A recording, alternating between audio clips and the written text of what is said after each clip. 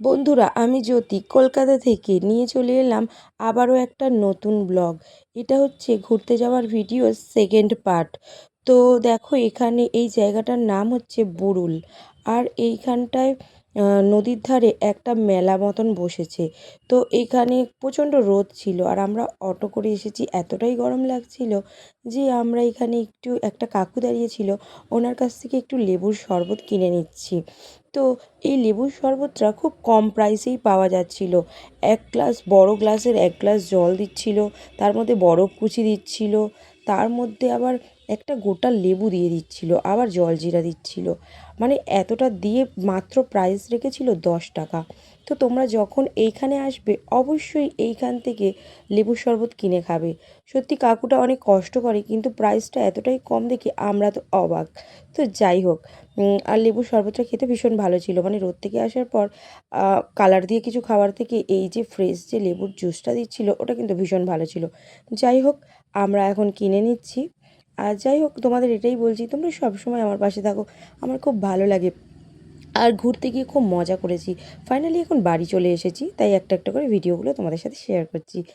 তো যাই হোক, ঘুরতে হঠাৎ করে প্ল্যান করেই গেছিলাম। তো দেখছো কাকুটা কত সুন্দরভাবে বানাচ্ছে, আর খুব ভালো ছিল মানে এটা। তো যাই হোক, আমরা ভাবলাম যে এটা কিনে নিই।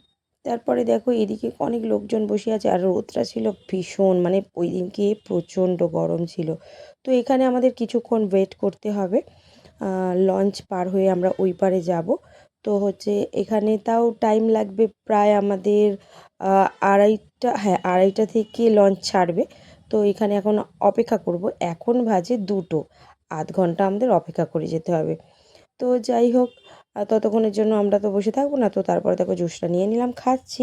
আর আমার ছেলে তো একদমই খেতে চাইছে না। তো যাই হোক, ওকে আর দেখো না, বোন এখানে কী কী কথা বলছে, তো আমরা একটু হাসাহাসি করছি। তো এই যে এই নদীটা পার হয়ে আমরা ওই পারে যাব। ওই পারে গিয়ে অবশ্যই তোমাদের আবার দেখাবো ভিডিও। সবটা তো একটা ভিডিওতে দেখানো মানে সম্ভব নয়। অনেক ভিডিও বড় হয়ে যাবে, তোমরা দেখতেও অধৈর্য হয়ে যাবে। তো নদীটা দেখো ভীষণ সুন্দর লাগছিল। তারপরে ফাইনালি টিকিট কাটার পর আমরা ওই যে ব্রিজটা পার করছি, কারণ এপারে আমরা লঞ্চে উঠবো। টাইম হয়ে গেছে যে তোমাদের দাদা ভাই আর আমি। আর এই যে মানে ব্রিজের উপরে এত হাওয়া দিচ্ছিল যে চুলগুলো সব উড়ে উড়ে মুখের মধ্যে পড়ছিল।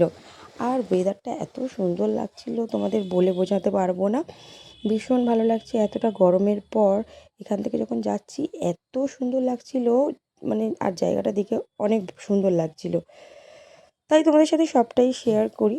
তো এদিকে দেখো, আমি, তোমাদের দাদাভাই আমার পাশে পাশে আসছে, তান ওর মেসোর সাথে সামনে যাচ্ছি, ওর মামা আছে, ওর মাসি, সবাই যাচ্ছি আমরা একসাথেই। তো দেখে বুঝতে পারছো এইবার আমরা লঞ্চে উঠবো।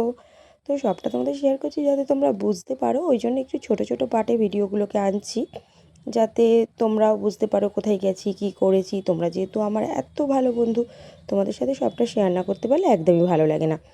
তো যাই হোক, ফাইনালি আমরা লঞ্চে উঠে পড়েছি। আর ফাঁকা ছিল, যেহেতু প্রথম দিকটা উঠেছিলাম, তাই বসার সিটও পেয়ে গেলাম। আর একটা সাইড জায়গায় আমি বসে পড়লাম, আর পাশে আমার বর, তোমাদের তান, পুচকু, আমার বোন, বোনের বর, সবাই আছে এখানে। সবাইকে একবার করে তোমাদের দেখিয়ে নিই। তো সেটাই বলছি, এটার পর আবার আর একটা পার্ট আসবে। তোমরা যদি আমার ভিডিও ভালো লেগে থাকে আমাকে অবশ্যই লাইক কমেন্ট করতে পারো, আর সাথে থাকতে পারো এরকম নতুন নতুন ভিডিও দেখতে। আর দেখো, তার আইসক্রিম খাচ্ছে, আর আমাদের আইসক্রিম খাওয়া কখন শেষ হয়ে গেছে।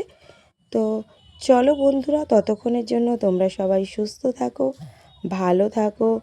আর আমার প্রোফাইলে যদি তোমরা এরকম এরকম নতুন নতুন ভিডিও পেতে চাও, অবশ্যই আমার সাথে যুক্ত থাকতে পারো। আর ভালোবাসা তোমাদের জন্য অবিরাম রইল। টাটা।